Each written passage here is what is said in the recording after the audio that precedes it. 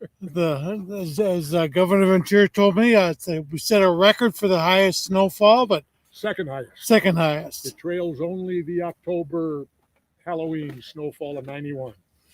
And today we're going to hear from a good friend of mine and native son from St. Louis Park originally, Brock Pierce. He's going to be talking first, and then we're going to have another one of my good old buddies, Governor Jesse Ventura, that we got to know quite well during the good old late 90s and whatever. But thanks for coming here. And at that, we'll let Brock come up and tell us a little bit about what's going on with this campaign. Thank you, Senator. Grateful to be back here in Minnesota, my home state. I grew up here as an actor. I got a start in the movie business with the Mighty Ducks, playing Gordon Bombay in the flashback scenes. Young Emilio Estevez opening up the movie, famously missing that shot, setting the premise for the movie. And I promise you, if it hadn't been written in the script that way, I would have made it. And but I moved out to California to continue my acting career, making a movie called First Kid, where I played the son of the president of the United States of America, with Sinbad as my Secret Service agent. But at the age of 16, having been a byproduct of the first generation of kids with access to computers and the internet, and Oregon Trail, for those that remember, I recognized that technology was going to change the world. And I decided to become an internet entrepreneur. I remember my management and agents at the time saying, "What? You can't quit. You're about to be making 7 figures of film. Do what?" I'm like, "I'm going to become a technology entrepreneur." They're like, "You didn't go to school for that. That's impossible. You'll never succeed." I said, "Well, all right, I'm going to do it anyway." And so I've been doing that my whole life, building businesses, principally in technology, things that everyone said was impossible because they had never been done before. Creating things like the US digital dollar that's doing $10 trillion a year in transactional volumes right now. That framework being the system that governments around the world are using to digitize or use technology to enhance their currency. The Chinese government is years ahead of us now with their Chinese digital yuan. And after having held offices all over the world, having built things out of nothing over and over again, I recognized what mattered to me was not what I have, but I measure my success by what I give. And recognizing that I wanted to give back to this country, I moved to Puerto Rico, recognizing it was the part of the U.S. that was hurting the most right after Hurricane Maria, during the largest blackout in U.S. history.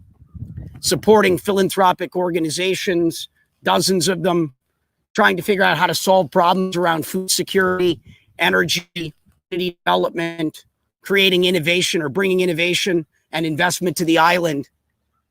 I'm looking at what's going on in the world right now. And if you see what I see, if you feel what I feel, something's wrong. I can summarize why I'm running for office in one word. That's love.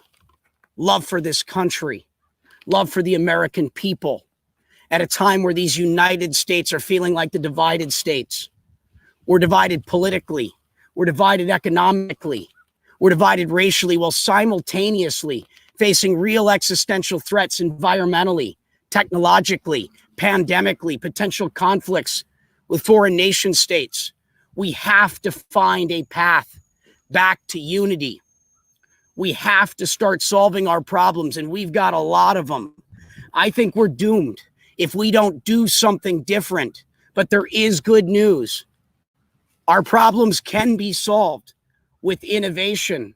We do have 21st century solutions to our 21st century problems.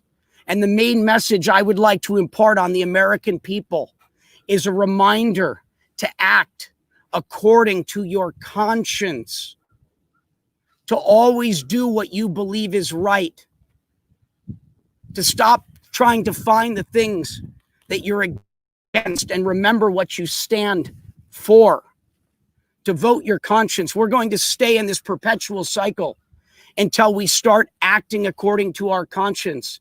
As Albert Einstein is often credited with saying, The definition of insanity is doing the same thing over and over again and expecting a different result.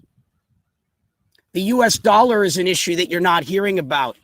The US dollar is the foundation of our nation, the foundation of our nation's economy. And it is at risk because of our national debt and our fiscal policy, things we're doing to erode trust and faith and confidence in it. Did you know that 22% of all dollars in existence were created this year? We are also facing external threats from technology, and we have to stay on the forefront of innovation.